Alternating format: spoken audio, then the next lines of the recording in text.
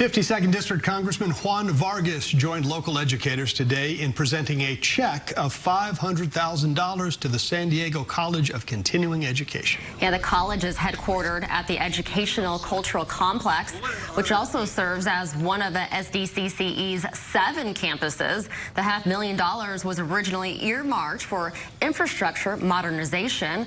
Then came the January flooding in San Diego's southeast neighborhoods, causing more than $1 million in damage to the complex, with everything and everyone having to move elsewhere.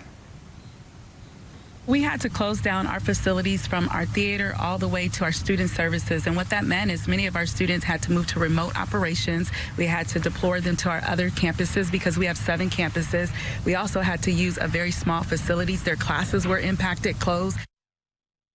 Now, many of the students are at other campuses, and Dr. King also pointing out a lot of them also lost their homes as well.